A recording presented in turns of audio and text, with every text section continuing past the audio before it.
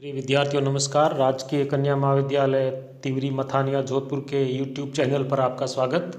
विद्यार्थियों, हम गबन उपन्यास के अंतर्गत इसके प्रमुख पात्रों का चरित्र चित्रण पढ़ रहे हैं। आज उसी की कड़ी में इस उपन्यास के दूसरे सबसे महत्वपूर्ण पुरुष पात्र रमानाथ, जो कि दयानाथ का सबसे बड़ा पुत्र है, आज हम उनके चरित्र चित्रण के बारे में पढ़ेंगे।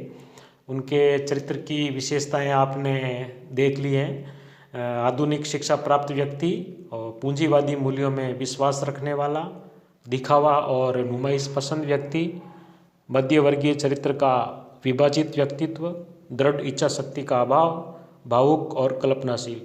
ये कुछ बिंदु हैं जिनके आधार पर हम इनके चरित्र की विशेषताओं को देखते हैं। रमानाथ आधुनिक शिक्षा प्राप्त व्यक्ति है। इसी कारण वह धर्म और अधर्म से संचालित नहीं होकर तर्क और बुद्धि से काम लेता है। दूसरी बात, रमानाथ पूंजीवादी मूल्यों में विश्वास रखता है। प्रेमचंद ने रमानाथ के माध्यम से मध्य वर्ग के आंतरिक विभाजन को भी दिखाया है। रमानाथ का आंतरिक जगत आदर्श और यथार्थ में विभाजित है। तीसरी बात है, वह दिखावा और नुमाइश पसंद व्यक्ति है। अपने विवाह में बहुत ज़्यादा खर्चा करता है, दिखावा और बढ़ चढ़कर बातें करना उसकी आदत बन गई। प्रेमचंद ने लिखा भी है, घर की असली दशा को वह सदैव बदनामी की तरह छिपाता रहा और ये उसी का फल था कि इतने मित्रों के होते हुए भी वह बेकार था। रमानाथ घर की असली दशा को बाहर वालों से नहीं छिपाना चाहता, बल्कि अपनी पत्नी जालपा से भी पर्दा रखना चाहता है। रमानाथ अपने अलावा हर किसी से अपने यथार्थ को छिपाता है। अपनी पत्नी, पिता, माँ, समाज, हर किसी से वह पर्दा रखता है। तो इस प्रकार वह एक तरीके से अपने तक ही सीमित है, यानी कि अपना अहम भाव ज़्यादा हावी है। फिर देखते हैं मध्य वर्गीय चरित्र का विभाजित व्यक्तित्व। इस उपन्यास में प्रेमचंद ने इस मध्य वर्गीय चरित्र के विभाजित व्यक्तित्व को भी दिखाया है। ये चरित्र आदर्श और यथार्थ में बटा हुआ है। आदर्श और यथार्थ के बीच द्वंद्व भी है, लेकिन सुविधाजीवी होने के कारण रमानाथ आदर्श को नहीं अपनाता है और उलझता चला जाता है। उपन्यास के शुरू में जालपा के सामने बढ़ चढ़कर बातें करने के कारण रमानाथ गहनों की चोरी करने तक तैयार हो जाता है, लेकिन वहीं उसका मन अपनी नीचता, धूर्तता और निर्दयता पर धिक्कार उठता है। रमा के इस विभाजित व्यक्तित्व का द्वंद्व कलकत्ता पहुंचकर और बढ़ जाता है। कभी उसके मन का आदर्श जागता है तो कभी वह अपनी सुविधा जीविता के कारण यथार्थ के साथ समझौता करता है। इसी द्वंद्व से उपन्यास की कथा का विस्तार चलता है। प्रेमचंद ने लिखा है, रमा के मन में ऐसा उद्वेग उठा कि इसी दम थाने में जाकर अपना सारा वृतांत कह सुनाए। यही न होगा तो 3 साल की सजा हो जाएगी, फिर तो यूँ प्राण सूली पर न टंगे रहेंगे। कभी डूब ही क्यों न मरूं, इस तरह जीने का फायदा ही किया, न घर का हूं न घाट का। एक तरफ तो उसके मन का उद्वेग उसे आदर्श की ओर प्रेरित करता है, लेकिन दूसरी ओर उसे जेल से डर लगता है।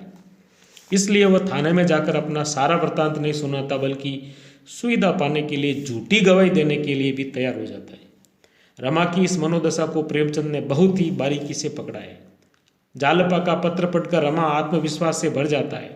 प्रेमचंद ने लिखा है, उसने एक ही सांस में पत्र पढ़ डाला और तब एक लंबी सांस ली। उसी सांस के साथ चिंता का वह भीषण भार, जिसने 6 महीने से उसकी आत्मा को दबा कर रखा था, वह सारी मनोव्यथा को जो उसका जीवन रक्त चूस रही थी, वह सारी दुर्बलता, लज्जा, ग्लानि मानो उड़ गई, छूमंतर हो गई। इतनी स्फूर्ति, इतना गर्व, इतना आत्मविश्वास उसे कभी नहीं हुआ था। पहले सनक ये सवार हुई, अभी चलकर दारोगा से कह दूं मुझे इस मुकदमे से कोई सरोकार नहीं है, लेकिन फिर ख्याल आया बयान तो अब हो ही चुका है, जितना अपयश मिलना था मिल ही चुका है, अब उसके फल से क्यों हाथ धोऊं। तो मानसिक द्वंद्व के बावजूद रमा का आकर्षण सुविधा के प्रति ही है। जालपा जब रमा की इस मनोवृत्ति का विरोध करती है तब रमा कह उठता है, जालपा तुम मुझे जितना नीच समझ रही हो मैं उतना नीच नहीं हूँ। बुरी आदत सभी को बुरी लगती है, इसका दुख मुझे भी है। मेरे हाथों इतने आदमियों का खून हो रहा है, लेकिन परिस्थिति ने मुझे लाचार कर दिया। मुझ में अब ठोकरें खाने की शक्ति नहीं है, न मैं पुलिस से रार मोल ले सकता हूँ। दुनिया में सभी थोड़े ही आदर्श पर चलते हैं, मुझे क्यों उस ऊंचाई पर चढ़ाना चाहती हो जहाँ पहुँचने की शक्ति मुझ में नहीं है। यहाँ आदर्श और सुविधा जीविता का द्वंद्व देखा जा सकता है। वास्तव में मध्य वर्ग के आत्म विभाजन को सबसे पहले प्रेमचंद ने पहचाना है। विभाजित मध्य वर्गीय परिवर्तन में कोई भूमिका नहीं निभा सकता। इस सुविधा के लिए वह सत्ता के साथ समझौता कर लेता है। तो इस प्रकार प्रेमचंद ने अंत में एक बहुत बड़ी मध्यवर्गीय चरित्र की विशेषता कि वह आदर्श और यथार्थ के बीच में एक द्वंद्व को झेलता है और वो ये निर्णय नहीं कर पाता है कि मैं आदर्श पे चलूं या हकीकत पे चलूं, लेकिन अंत में वह अपने आदर्श की ओर बढ़ जाता है और वह झूठी गवाही देने से बच जाता है और जालपा का भी मान रह जाता है। अगले वीडियो में हम जालपा का चरित्र चित्रण पढ़ेंगे। इसके साथ ही आज नववर्ष की आपको बहुत बहुत शुभकामनाएं।